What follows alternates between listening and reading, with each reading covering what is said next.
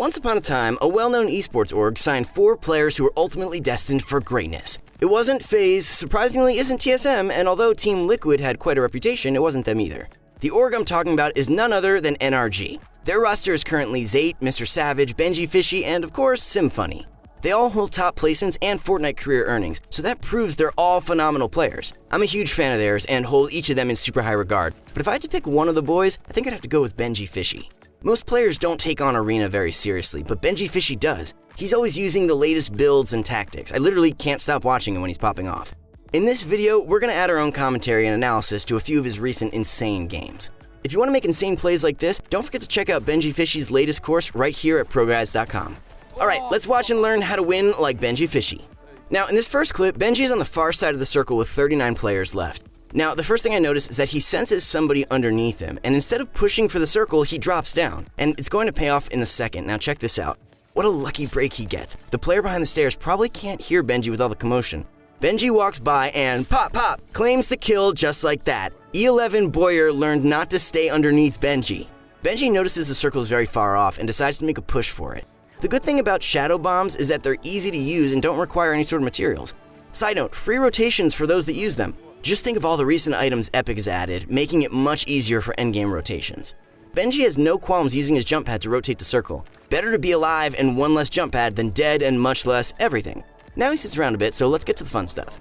That is a desperate attempt to claim the kill. He could have gotten lasered from above, but who am I to tell Benji? Sometimes top players make plays that come off as strange to us, but they work. Benji uses yet another jump pad here after being caught in a sticky situation. I probably would have used it and gotten blasted back to the lobby, but he's trying to get as close to the safe zone as he can. I can tell Benjyfishy is really trying to win this game because he's playing very safe. Benji's eyes grow wide as he sees the opportunity for the high ground. After he claims it, he sees another competitor. He's in an awkward angle for high ground and doesn't want to get shot down, so he decides to shadow bomb off the high ground. Side note, shadow bombs grant you full immunity while popped, so keep that in mind. He's waiting for the stars to align to make big plays. Benji gets caught up in a near-death situation. Unfortunately, rifts are a thing.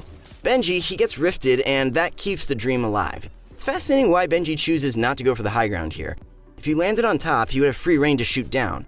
Uncontested high ground is usually what you go for, but Benji doesn't need it. I'll be the first to say it, that's a nice shot. That's the kind of shot that deserves a round of applause. One tip that I definitely recommend is always being on the lookout for easy picks. Many times we get so caught up in trying to win, we miss out on the easy kills. Top players know this, and that is how they score so high.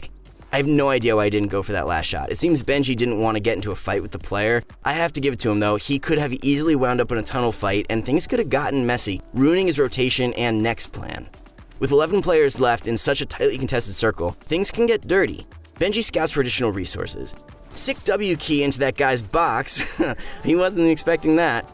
This is the kind of tunneling required for high-level arena. Practice this in creative and you will win a lot more games. Benji makes an aggressive play and, ooh, wait, too many people. No BM to Benji. He tried his best here, but sometimes even the best fall victim to unfortunate situations. He was playing such a flawlessly calculated game, but just one wrong move costed it all. But hey, that's why we love Fortnite, right? It's a simple game, but there's so many critical decisions that you have to make to win a high-level game. There are 3 things I want you to take away from Benji's play here.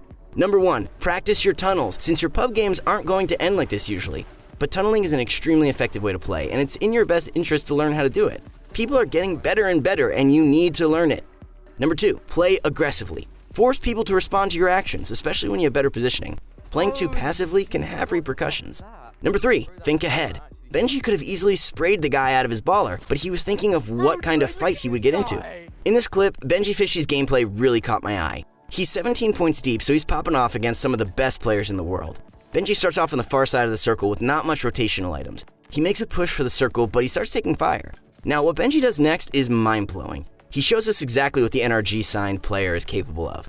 He double edits a cone to find one player sitting right above him. No hesitation on this one, and it's lights out for that guy.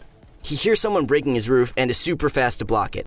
I have to say, rotations in these endgame circles with so much going on, it's mind-boggling. I don't know how pro players do it. Benji almost claims the kill and is third-partied. He pulls back, but oh man, he's run himself dry on mats and is forced to take the gunfight. Luckily, the enemy isn't as great a shooter as Benji, or otherwise things would not have gone well. I really like how Benji makes sure to pressure the guy so he can have time to go get those materials. A lot of Fortnite is about tricks and playing with people's heads, and when it comes to high-level games, it's a must. Benji, looking desperately for some recovery time, finally gets some time to heal up. But all else aside, let's jump over to the fun part. Benji is scouring the battlefield looking for his next victim.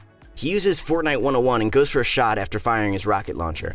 I love the fact that Fortnite pros always go in for chip damage after shooting a rocket launcher. I'm no mathematician, but 10 damage is better than none. He finds an enemy trying to bail on the storm, and he's like, let me help you with that, and boop, he's no more. Benjyfishy knows this isn't going to be an easy rotation, but nevertheless, he maintains his cool. Benji once again finds himself some space to recover. Now, let's take a look at the positioning for a second. Benji is on low ground with a jump pad and a good amount of HP. All the enemies are above, but we have no idea how healthy they are. Benji should be happy that he isn't up there, and you'll see why in a second. Benji has forced himself into a difficult position. He can either use the jump pad to gain high ground or sit at the bottom.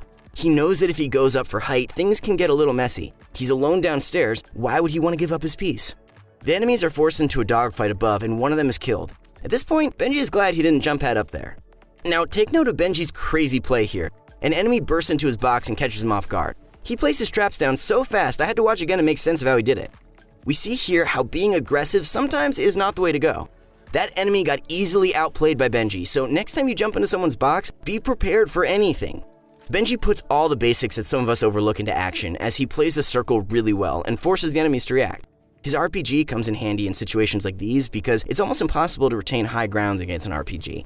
He's forced into a dogfight and claims kill number 9. Benji is now squared off in a 1v1 versus an opponent with high ground. If this were me, I would be shaking in my boots right now, guys, but for Benji, this is child's play. Beautiful shot right here. You can tell he wasn't really expecting it. Benji plays the storm really well and pretends he's pickaxing the tree to bait the enemy down, and there you have it, he takes the cake. Remember what I told you guys about playing with the opponent's minds? The takeaway from this clip are, number 1, you witnessed high-level turtle war. Fighting inside your box is an art form. I pointed out plenty of tricks for you to practice in your late games. Number 2, be ready for anything. Many times throughout this clip, Benji was forced to react instantly and did so with zero hesitations. Number 3, use any downtime to formulate a solid plan. You need to always make plays based on what you have, not based on what you wish you had. Third clip, let's see how Benji deals with the following tricky situation.